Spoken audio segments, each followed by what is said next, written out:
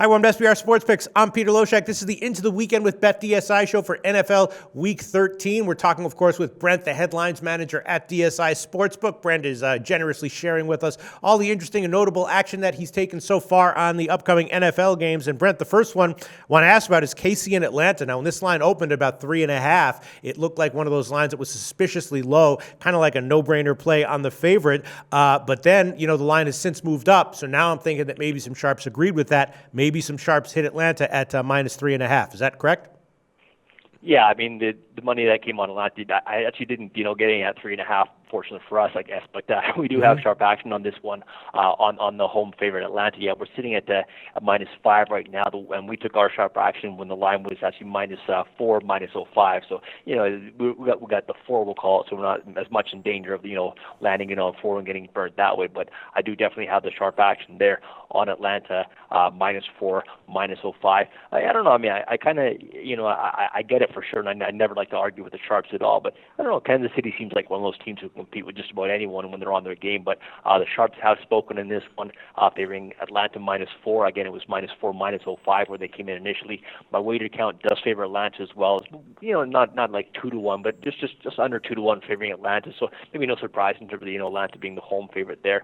They are on quite a roll. They've I think like 7-40 in their division now, so they're looking quite good. But I mean, Kansas City's been a real competitive team, and they're nipping on the heels of Oakland right now for the division lead, and they got Denver right behind them. So obviously it's a big game for both teams, and I would consider this kind of like one of the marquee games of the week for sure. It's one of the best matchups in terms of division standings and stuff like that, and basically anything can happen. But the sharp spoke on this one, minus 4, minus 0.5. We're sitting at 49 right now, so quite a high total there, and I've got a wager count of almost like 3-1 favoring the over, but that's just public money, Peter. All right, and then another game that screams sharp public split is Denver at Jacksonville. There's no way that the public is favoring Jacksonville. For sure, they're on Denver here, 2-1 or 8-1. I don't know, but they've definitely got to be favoring Denver. The line has moved down though, 4.5 down to 3.5. So that had to have been big money at the very least on Jacksonville. Probably sharp money, right, Brent?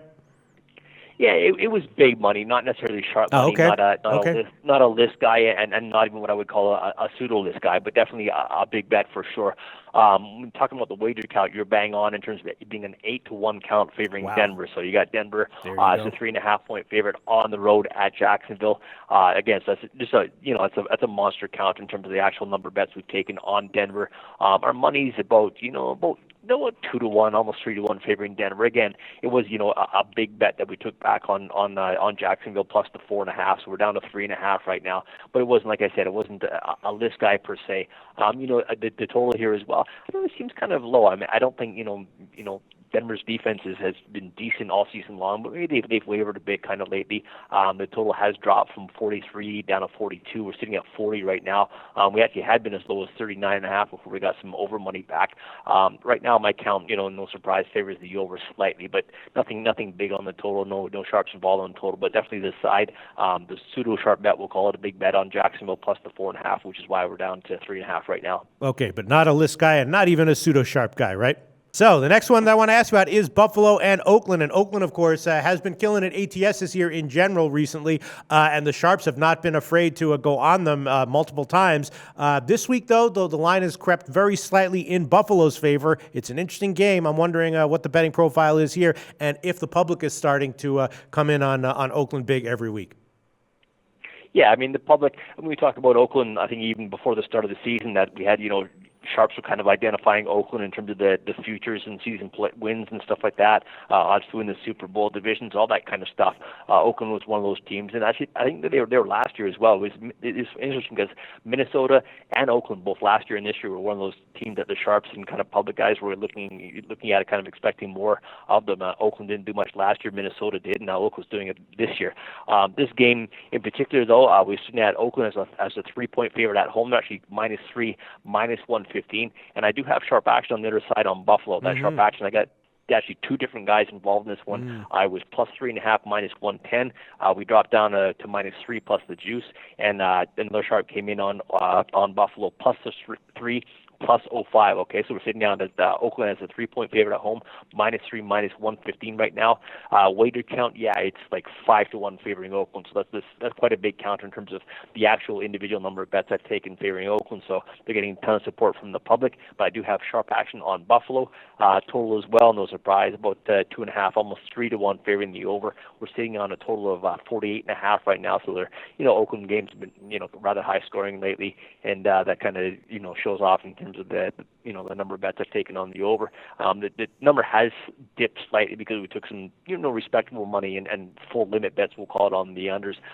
They came in at like under 50 and under 49, so we're sitting at 48.5 right now. But I wouldn't be surprised based on the betting action in terms of the public that this line might go back up to 49. And again, game day, I mean, if you followed last week at all, you see some of these totals just ping pong back and forth. You see between numbers like 48.5, 47.5, bing bang boom, and usually it's sharp guys going back and forth against each other. You see that a lot in NFL. All right, interesting games this week. What else can you tell us about notable action from NFL Week 13? Well, maybe Green Bay is coming back to life. Yeah. The Sharps think they're going to this week as well. Wow. I do have sharp action on Green Bay now. I mean, they're home to. It's interesting. Like you look at the profile of these two teams. Like Green Bay sitting at 5-6 and they're third place in their division, and Houston's leading their division and stuff like that. But then you're like, well, okay, Houston's only like 6-5 or something like that leading their division. So it's not like they're an overpowering team. Houston on the road at Green Bay. Green Bay is now a 6.5 point favorite. The sharp action I took on the Packers came -6, -05. No shock or surprise at all right here in terms of the wager count that I have. The public absolutely loves to bet Green Bay week after week, and they're betting them again here. My wager count is almost like 6-1 favoring Green Bay, so I got public all over them in parlays and teasers and all that kind of stuff as well. We are sitting on a total of 44.5. I got about twice as many wagers on the over, but none of that would be sharp action per se. Another team that's kind of was getting beat up earlier in the season and getting some sharp love this week is the New Orleans Saints. Saints are at home to the Detroit Lions, a -6.5 point favorite right now. Sharp action I took on New Orleans came when the line was -5, so I got sharp action on New Orleans -5. Wager count's not too bad in this one because the line, I don't know, it seems kind of high. Like Detroit is one of those teams that seems like they can compete. Their defense has been better. Maybe how good it's been this year, I don't know. It seems like little smoke and mirrors from their defense, but they are leading their division at 7-4. They've won 3 in a row, and so they're getting almost a touchdown here at New Orleans. So I would expect a high scoring game here, and the public is as well. My wager count on this total is almost like 8-1, so really high wager count in terms of the over, which is no surprise, though the public is pounding the over at all. The only kind of pseudo-sharp or respectable money that I got back on the total was the under. That came under 54 and under 53.5. But if I take out the sharps and stuff like that, I got the public all over this game as well, betting the over. So we're down to 53 based on the pseudo-sharp or respectable money that we took on the under, while the public is just pounding the heck out of the over. On the side of the sharp action that was clearly sharp was New Orleans -5 there. Dropping down to Washington, I've got Washington sharp money there. Washington is at Arizona this week. Arizona is now a 2.5 point favorite. They were a 3 point favorite. The sharp action came in on Washington +3 -120. So Washington +3 -120 sharp there. Wager count favors Washington as well, almost like 2-1 favoring them.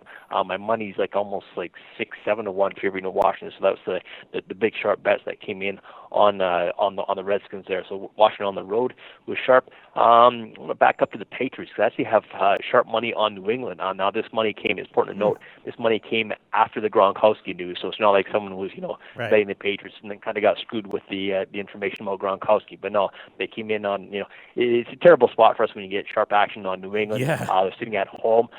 They're playing the Rams. It's just like, oh no, this is not going to be good for us. The sharp action that I took on the Patriots was -13, -05. So we're sitting at 13.5 right now on the Patriots.